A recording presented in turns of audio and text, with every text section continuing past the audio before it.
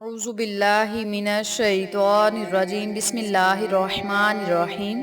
Aqsa Islamic education के मुअज़्ज़ज़ सामईन और नाज़रीन और उम्मत मुहम्मदिया की मुक़द्दस माओ बहनों, अस्सलामु अलैकुम व रहमतुल्लाहि व बरकातुहू। उम्मीद करती हूँ आप जहाँ भी होंगे अल्लाह के फजल व करम से खैर व आफियत से होंगे, और दुआ गो हूँ कि अल्लाह पाक आपको सेहत व सलामती के साथ प्यार व मोहब्बत वाली, खुशियों वाली, इत्तफाक और इत्तेहाद वाली जिंदगी अता फरमाए और आपको कभी किसी का मुख्ताज ना बनाए, आमीन। सामाईन, आज मैं आपकी खिदमत में बहुत खास और मुजरब वजीफा लेकर हाजिर हुई हूँ। आज का वजीफा रजबुल मुरज्जब की पहली जुमेरात का वजीफा है, जो कि बहुत ही आसान और मुजर्रिब है। इस अमल के करने से इंशाअल्लाह बाफज़ले खुदा अल्लाह पाक आपकी हर दुआ को सुनेगा और कबूल फरमाएगा। ये बहुत बाबरकत महीना है, फजीलतों वाला, अजमतों वाला महीना है। इस महीने में हजूर नबी करीम सल्लल्लाहु अलैहि वसल्लम ने फरमाया, इस महीने में खास तौर पर मगफिरत होती है।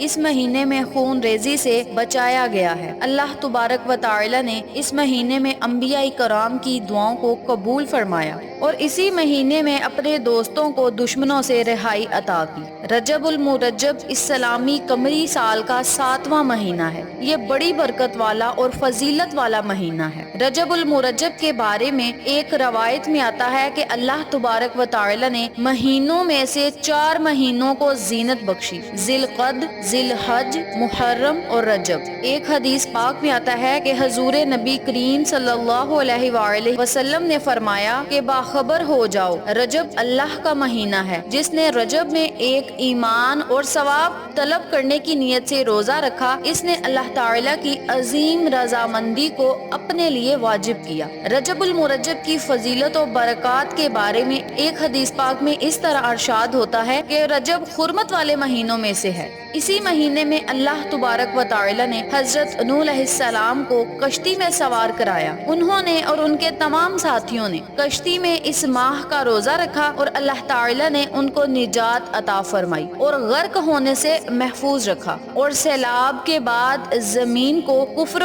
और मासियत से पाक फरमा दिया। सामाईन, आप जानते हैं कि हर महीना अपनी अपनी फजीलत लेकर आया है। हर महीने की अपनी अपनी फजीलत है। हर महीने की फजीलत एक से बढ़कर एक है। और आज का जो अमल मैं आपको बताऊंगी वो रजबुल मुरज्जब की पहली जुमेरात का अमल है। बहुत ही आसान अमल है। रजबुल मुरज्जब के महीने की पहली जुमेरात को इबादत इलाही करने से बेशुमार सवाब होता है। एक हदीस पाक में आता है कि नबी करीम सल्लल्लाहु अलैहि वसल्लम ने फरमाया, इस महीने में खास तौर पर मगफिरत होती है। इस महीने में एक दूसरे को खून रेजी से बचाया जाता है। अल्लाह ताला ने इस महीने में अपने अंबिया कराम की दुआओं को कबूल फरमाया। इसी महीने में दुश्मनों से निजात दी। इसी महीने में परेशानियों से निजात दी।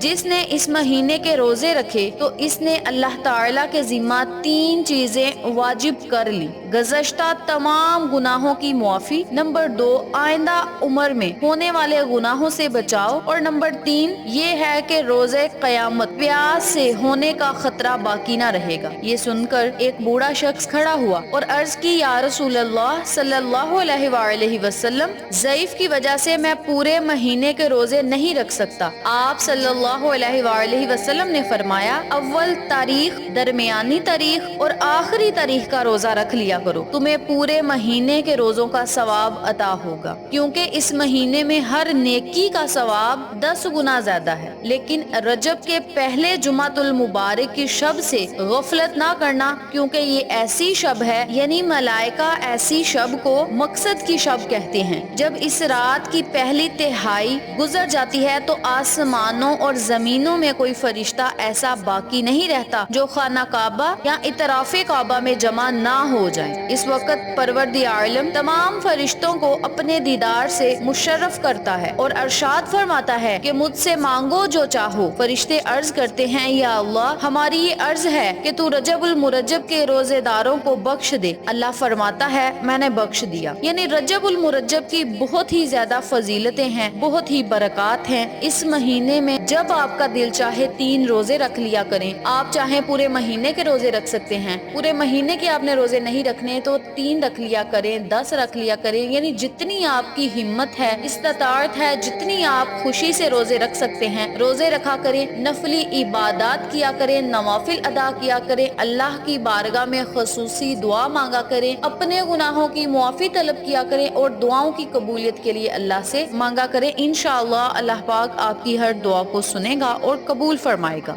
حضور نبی کریم صلی اللہ علیہ وآلہ وسلم نے فرمایا کہ جس نے رجب المرجب کی پہلی جمعرات کو روزہ رکھا اور اس کی شب یعنی افطاری کے بعد مغرب عشاء کی نماز کے درمیان 12 رکعت نوافل پڑھے، نوافل ادا کرنے کے بعد جب اللہ تبارک و تعالی سے وہ جو بھی دعا مانگے گا اللہ پاک اس کی ہر دعا کو سنے گا اور قبول فرمائے گا۔ بہت بڑا اعزاز و انعام ہے ہم مسلمانوں کے لیے کہ اللہ تبارک و تعالی نے رجب المرجب کی اتنی زیادہ فضیلت بتائی ہے، اتنی زیادہ برکات ہمیں بتائی ہیں، اتنے زیادہ فوائد ہیں نفلی عبادت کرنے کے۔ تو اب ہم چلتے ہیں وظیفے کی طرف اور آپ کو بتاتے ہیں کہ آپ نے جمعرات والے دن اس عمل کو، اس وظیفے کو کرنا کس طریقے سے ہے۔ کرنا آپ نے یہ ہے، صبح رجب المرجب کی پہلی جمعرات ہے تو آپ نے اس عمل کو، اس وظیفے کو لازم کرنا ہے۔ کرنا آپ نے یہ ہے کہ اگر آپ ہمت رکھتے ہیں، استطاعت رکھتے ہیں تو صبح آپ پہلے نمبر پہ تو روزہ رکھیں، پھر افطاری کرنے کے بعد یعنی روزہ کھولنے کے بعد مغرب و عشاء کی نماز کے درمیان یعنی مغرب کی نماز اور عشاء کی نماز کے درمیان مغرب کی نماز ادا کر کے بھی آپ اس عمل کو کر سکتے ہیں، ان نوافل کو ادا کر سکتے ہیں۔ عشاء کی اذان ہونے سے پہلے پہلے آپ ان نوافلوں کو پڑھ سکتے ہیں۔ آپ نے مغرب اور عشاء کی نماز کے درمیان جو ٹائم ہوتا ہے اس ٹائم میں آپ نے 12 رکعت نوافل اس طرح پڑھنے ہیں کہ ہر رکعت میں سورۃ فاتحہ کے بعد 3 مرتبہ سورۃ قدر پڑھنی ہے اور 12 مرتبہ